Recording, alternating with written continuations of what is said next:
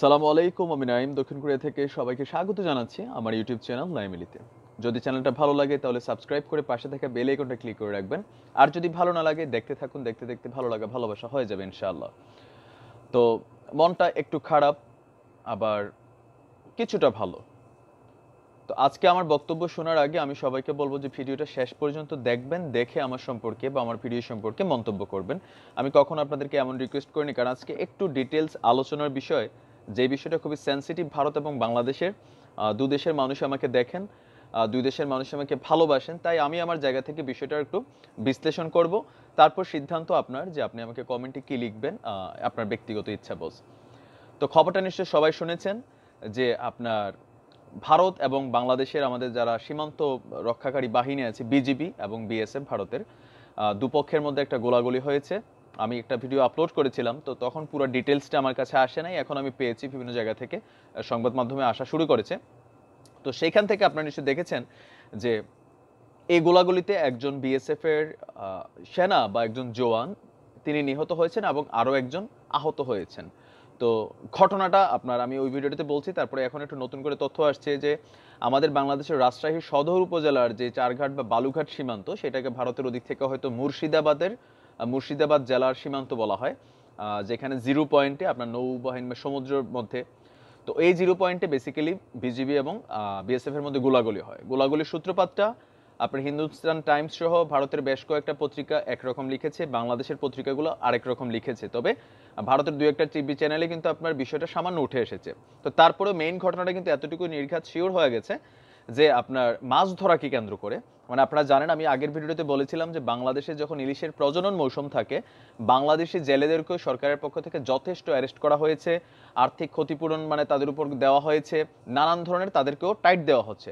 তো সেই ক্ষেত্রে যেহেতু পাশের দেশ ভারত আমাদের বন্ধু দেশ, বাট যখন সীমান্তে ইলিশ শিকারে আসবে তখন সেও কিন্তু ওই আইনের আওতাধীন পড়ে। ইভেন আপনার সীমান্তের যে সীমানা সেটার কিন্তু একটা ক্রস করার সিস্টেম আছে।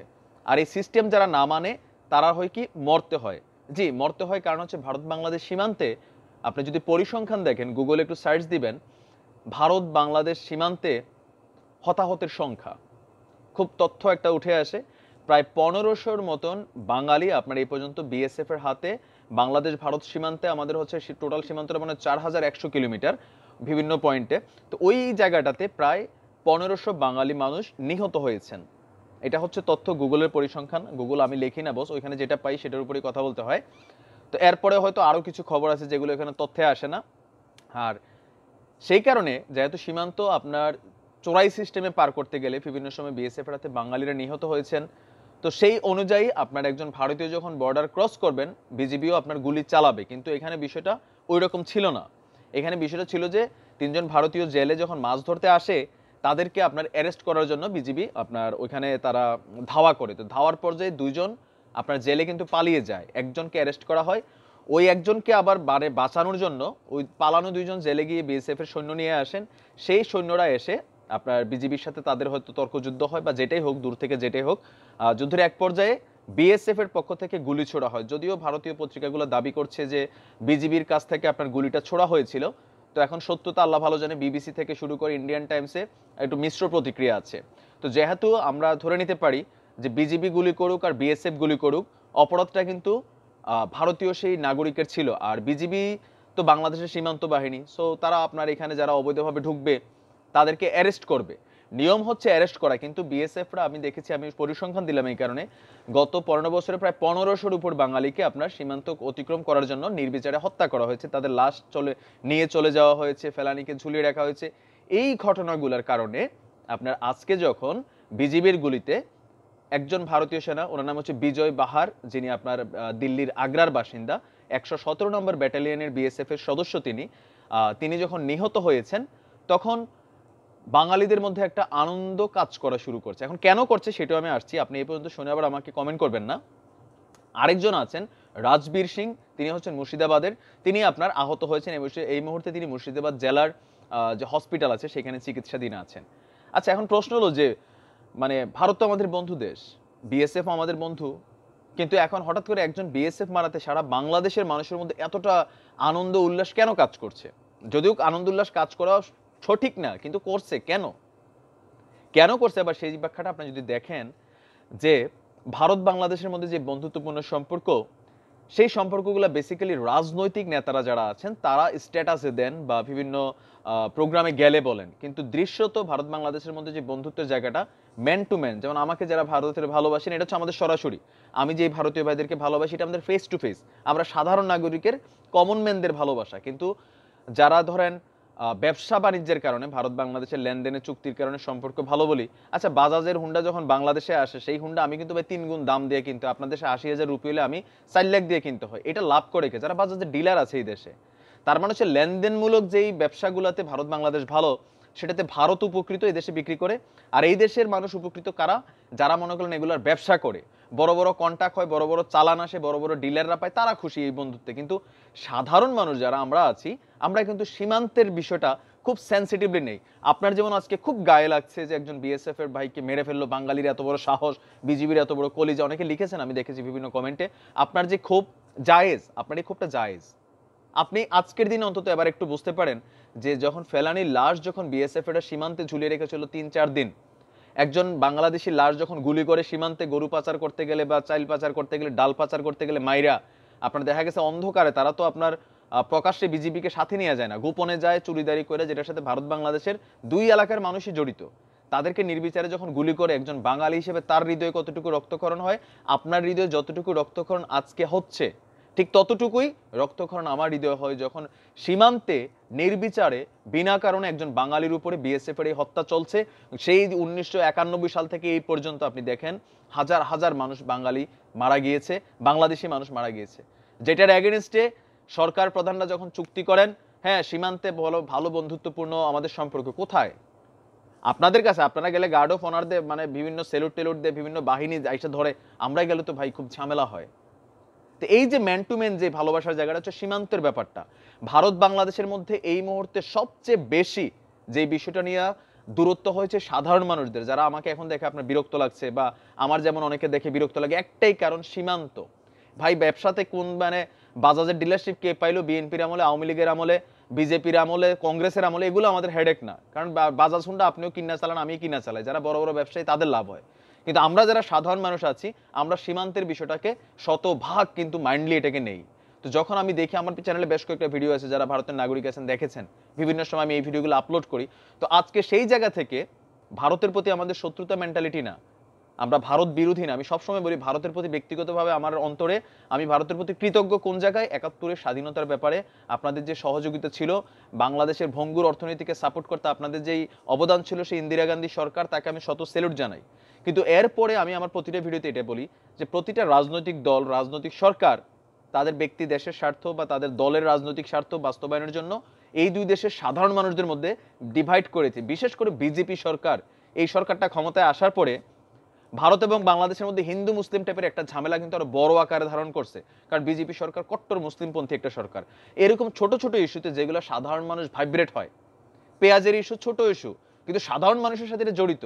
আমি আবারও বলছি যে বন্দর কে ব্যবহার করলো, তারপর হচ্ছে যে পারমাণবিক চুল্লির কন্টাক্ট কে পাইলো, ভাই এগুলোতে সাধারণ মানুষের কিছু যায় আসে না। যেটা সাধারণ মানুষের ব্যাপার, সীমান্ত নিত্য প্রয়োজনীয় জিনিসপত্র, এগুলো যখন বন্ধ হয় বা আপনার এগুলোর উপরে অ্যাটাক আসে, তখন সাধারণ মানুষ খুবই রাগ হয়। তো আজকে এই কারণে অনেক বাঙালি বা বাংলাদেশি সবাই খুশি আজকে একজন, কারণ এই প্রথম আপনি দেখেন যে হিন্দুস্তান টাইমসের খবরে বলা হয়েছে, বিবিসির খবরে বলা হয়েছে যে বিজিবি এবং বিএসএফ এর মধ্যে বন্ধুত্বের সম্পর্ক ছিল, এটা কাগজে কলমে। এমনি বিজিবি বিএসএফ এর মধ্যে কখনো বন্দুকযুদ্ধ হয়নি, এটাও সত্যি। কিন্তু আজকে কেন হয়েছে বিষয়টি তদন্তর বিষয়, খতিয়ে দেখা হচ্ছে। তো খতিয়ে যে দেখা হচ্ছে, এখানে খতিয়ে দেখার আগে এটা দেখা উচিত যে কেন আজ পর্যন্ত ভারতের সরকার বর্ডারে বিনা কারণে বাংলাদেশিদেরকে চোরা কারবারি করতে যায়। ভাই চোরা কারবারি করে ওই দেশ থেকে কিন্তু ডাকাতি করে আনেন, আপনারা কেউ না কেউ তো বিক্রি করেন। বাংলাদেশ থেকে যখন আপনার চোরা কারবারি করে ভারতের কেউ আসেন, আমরা বিক্রি করি, তার মানে দুই দেশের মানুষ জড়িত। কেন আমাদের দুই দেশের মানুষের দোষ থাকার পরেও বাংলাদেশি মানুষকে বর্ডারে এই পর্যন্ত এত হাজার মানুষ মারা হয়েছে, এখন পর্যন্ত কেন সীমান্তে হত্যার বিষয়টা বন্ধ করা গেল না? যদি এটা বন্ধ করা না যায়, আজ থেকে 50 বছর আগে আমরা পাকিস্তানের সাথে স্বাধীন হয়েছি, পাকিস্তানের প্রতি আমাদের অন্তরের কোথাও একটা ঘৃণা আছে, বাট বর্তমান ইমরান খানের প্রতি আমার ঘৃণা নাই, সেটা আমি আমার বিভিন্ন ভিডিওতে বলেছি। অতীতে যে সরকার ছিল পাকিস্তান দেশের প্রতি, তারপরেও প্রতিটা বাঙালি সামান্য ঘৃণা ধারণ করে অন্তরে।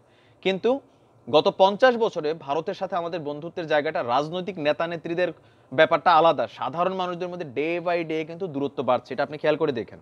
বাড়ছে না? বাড়ছে। এক নাম্বার কারণ হচ্ছে বলছে সীমান্তে হত্যা। এটা যতদিন ভারত এবং বাংলাদেশ সরকার, বাংলাদেশ তো আজকে প্রথম ঘটাইছে, ভারত এত বছর ধরে বিষয়টা সম্পর্কে নানানবার আলোচনা হলেও হ্যাঁ দেখতেছি, কিন্তু দেখেন নাই। এখন এই তো শুরু হয়েছে নি।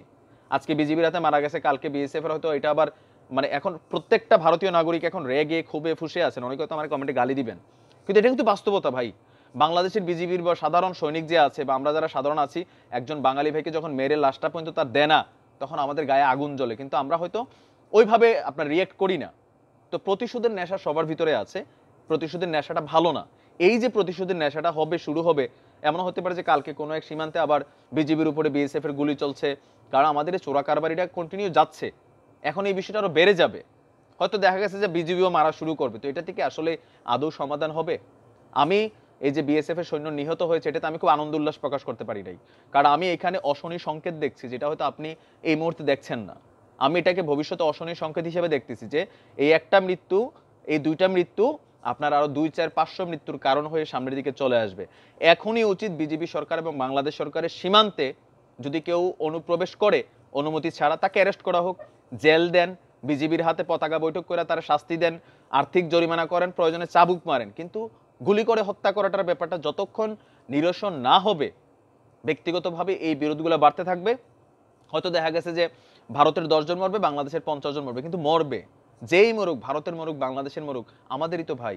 বিজিবিও আমার ভাই, বিএসএফ আমার ভাই, কিন্তু ভাইয়ের যে মূল্যায়নটা সেটা একতরফা থেকে হয় না, হইতে হইতে হইতে আজকে হয়তো কিছুটা এই জায়গায় চলে গেছে। ভবিষ্যতে আর এরকম ঘটনা হইতে পারে, আমরা যদি এখন থেকে সাবধান না হই। তো আমার রিকোয়েস্ট থাকবে, যারা ভারতের ভাই আছেন, আপনি এই ব্যাপারটা দেখেন, আবেগ না। আজকে আপনার আবেগ কাজ লাগতেছে, খারাপ লাগতেছে, আমি জানি, আমি এটা জানি। আমার বাঙালি যখন মরে ভাই, আমার ঠিক এমনই লাগে, কিন্তু আমি এটাকে বাহবা দেই না কখনোই। আমি এই ঘটনাটাকে বাহবা দিতে পারছি না, বাট এই যে প্রতিবাদ, এটা কিন্তু একটা প্রতিবাদ। আপনি দেখেন, এই প্রতিবাদ কিন্তু শুরু হইলো, হয়তো এটা আবার বিএসএফ এর তরফ থেকে আসবে, আবার বিজেপির তরফ থেকে যাবে, কিন্তু কোনোটাই ভালো না। সবচেয়ে সুন্দর সমাধান বিজেপি সরকারের শতভাগ নিশ্চিত করতে হবে সীমান্তে একজন অনুপ্রবেশকারীরও বিনা কারণে গুলি করে হত্যা করা, মানে অ্যারেস্ট করেন, আর্থিক জরিমানা করেন, বাংলাদেশ বিজিবির হাতে তুলে দেন, কিন্তু বিএসএফ এর দ্বারা একজন মানুষ যাতে নিহত না হয়, তাহলে বিজিবি করবে না। আমি এতটুকু জানি, কারণ এতদিন ধৈর্য ধরে ছিল কোথাও না কোথাও। বিষয়টা আজকে ইচ্ছাই হোক অনিচ্ছাই হোক, দূর থেকে গোলাগুলি হয়েছে, হয়তো আপনার লেগে গেছে, এটা তো ফেস টু ফেস বন্দুক যুদ্ধ হয় নাই। দূর থেকে বিএসএফ গুলি করছে, বিজিবিও পাল্টা জবাব দিচ্ছে। আর বিএসএফ এর এখানে তো গুলি করার প্রশ্নই আসে নাই। ভারতীয় জেলেরা অন্যায়ভাবে বাংলাদেশের সীমান্তে ঢুকছে, বাংলাদেশে ঢুকলে আপনি গুলি করেন, আপনি আবার ওই ঢুকা মানুষকে বের করে নেওয়ার জন্য আপনি বিজিবির উপর আক্রমণ করেন। আন্তর্জাতিক আইনে বিএসএফ এর বিচার হওয়া উচিত এই জন্য, যে সৈনিকরা এই কাজটা করছে, যে তোমরা কেন বিজিবির হাত থেকে মানে একজন অপরাধীকে ছিনে আনতে গেছো, এটা তো আরেকটা ক্রাইম হয়ে যায়। তো তদন্তের বিষয় হতে পারে, বিষয়টা অন্যরকমও। তো সেই পর্যন্ত ওয়েট করবেন। আর ইচ্ছে হলে আমাকে গালি দিতে পারেন যদি আপনার কাছে মনে হয় যে আমি অযৌক্তিক কথা বলছি। তবে আমার সমবেদনা হলো বিজয় বাহার সহ রাজবীর সিং এর ফ্যামিলির পরিবারের প্রতি, যাতে মানুষ হারানোর ব্যথা, স্বজন হারানোর ব্যথা আজকে প্রতিটা ভারতীয় নাগরিক বুঝছে, যেটা আমরা এতদিন ধরে বাঙালিরা বুঝে আসছিলাম। আর এই বোঝারা যাতে আপনার আমার মধ্যে নতুন বন্ধুত্ব করে, দূরত্ব না। তো একটু ভিডিওটা লম্বা হয়ে গেছে, তারপরেও ভালো থাকবেন, সুস্থ থাকবেন। আজ এই পর্যন্ত, আসসালামু আলাইকুম।